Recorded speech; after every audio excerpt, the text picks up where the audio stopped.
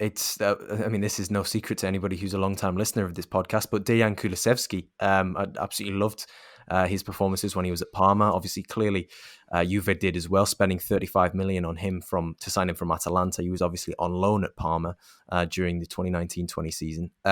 He Whenever I've watched him in the Champions League, it's kind of been one of those where I've thought kind of not getting the best out of him in sort of 20, 30-minute bursts.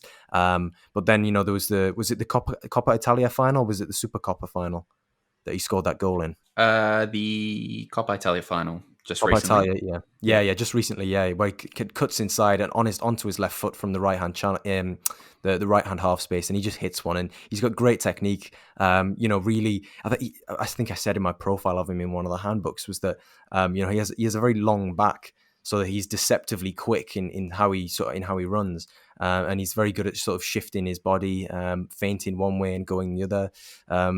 And I really like him as a footballer. And, obviously getting that move to Juve was obviously a massive moment, but it just didn't feel as though he kind of kicked on as much. I think in the Italian press, they may have given him a little bit of stick. But I think for any player coming in what was essentially his second Serie A season, to come in with a manager who, for all intents and purposes, was probably just finding his feet as well, just getting his feet under the table.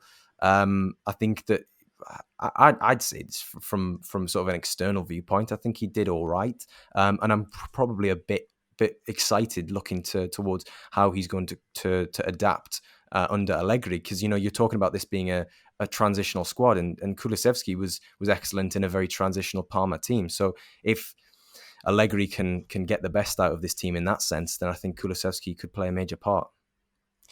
Yeah, I think Kulusevski was probably one of the players that struggled most playing in Pirlo's system. I don't think Pirlo really found a way to fit him in. There was, times he was playing a bit more as a right midfielder, times he was playing as a striker alongside Ronaldo, times he was playing in more of a number 8 kind of role through midfield.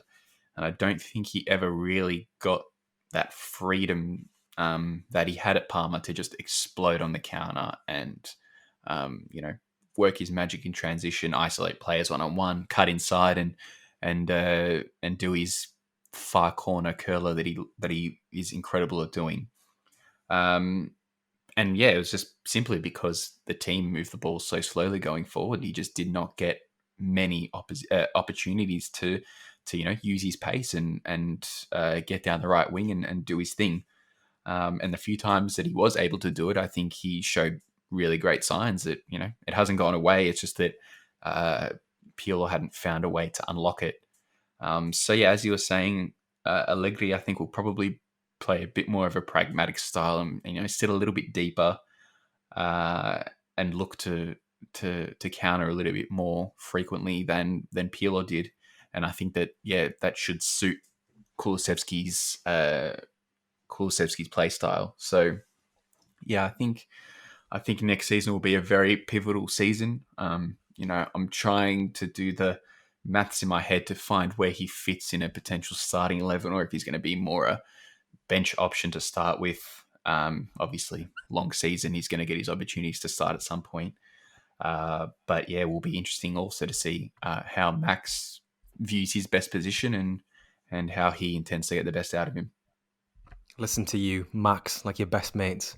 No, I mean that was one thing that we sort of anticipated. We didn't want it to happen when he went to Juve, Kulusevski, but that Parma were statistically the most counter-attacking side with Kulusevski and Gervinho on either side of the attack there in 2019-20.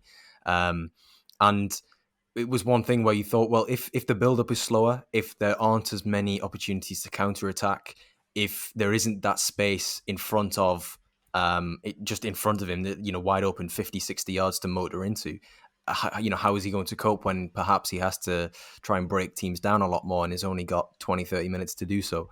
So, yeah, I think from what you're saying there, that Allegri will perhaps set the team up deeper, maybe look for those counterattacks. And then, yeah, it gives me a little bit of hope.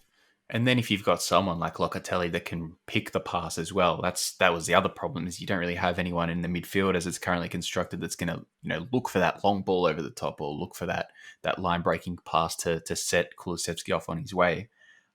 Didn't have that this season, and so maybe next year that will be different. Also, Max really set up Bonucci to play those kind of long balls over the top as well. So I think we might see a bit more of that, more direct style that, as we've said, should suit his play style a lot better.